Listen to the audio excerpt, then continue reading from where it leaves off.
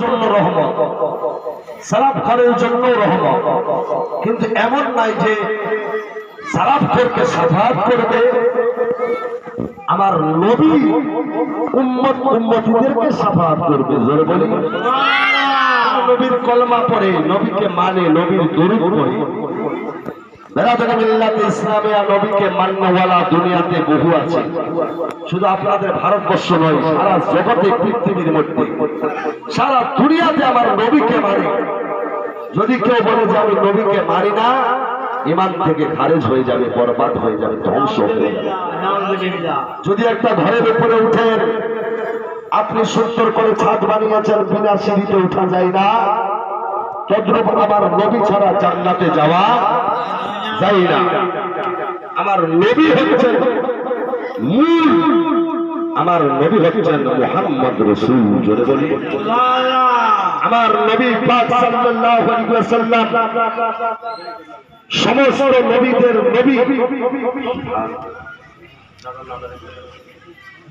মোহাম্মদ রফিক দাদা আমার জাগির বাউরিগঞ্জ থেকে এসে দেখেন, বহুদিনের পরিচয়, বেচারা যখন দাড়ি ছাড়েনি তখন থেকে আমার পরিচয়। আলহামদুলিল্লাহ দাদা আমার দাড়ি ছেড়ে মনে হচ্ছে যে কতদিনের যে বুড়া হয়ে গেছে।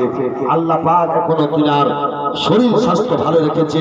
আল্লাহ পাক যাতে এরকম রাখে, সকলে বলি আমিন। 1000 টাকা দান করেছেন, আল্লাহ ওনার দানকে কবুল করুন।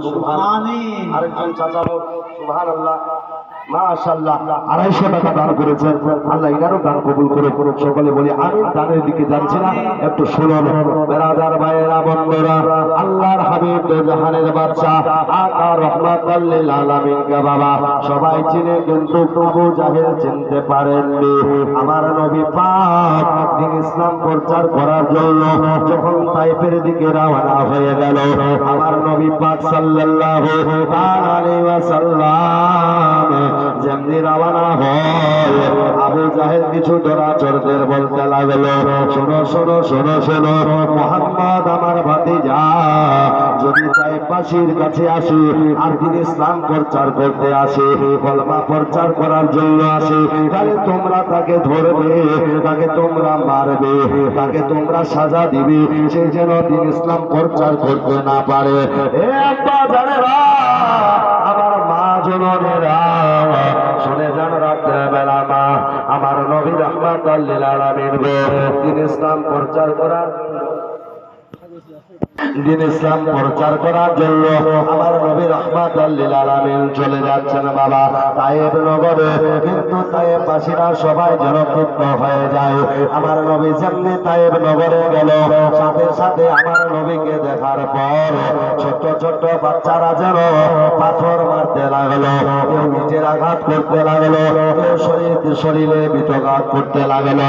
আমার নবী রাহমাতুল লিল আলামিন মার খেয়ে খেয়ে গেল, শরীর খারাপ রক্তাক্ত হয়ে গেল। বেরাদার আপনারা শুনেছেন, আল্লাহ তাবারাক ওয়া তাআলার বন্ধু আল্লাহর হাবিব মুহাম্মদ নবী দো জাহানের বাদশাহ যখন বাবা এক জায়গায় গেছিলেন, উহুদের প্রান্তরে দমদম শহীদ হয়েছিল, ওই জায়গায় রক্ত মোবারক ঝরতেছিল। কিন্তু আমার আল্লাহ জিবরিলকে বলে, জিবরিল যা যা যা, জিবরিল আমার নবী রাহমাতুল লিল আলামিনকে এমন রক্তাক্ত করেছে, তোমার মোবারক শহীদ হয়ে গেছে, তুমি যাও জিবরিল, যাও যাও, তাড়াতাড়ি যাও, তাড়াতাড়ি যাও। জিবরিল বলেছিলেন, আল্লাহ যাবে কেন, কারণটা কি?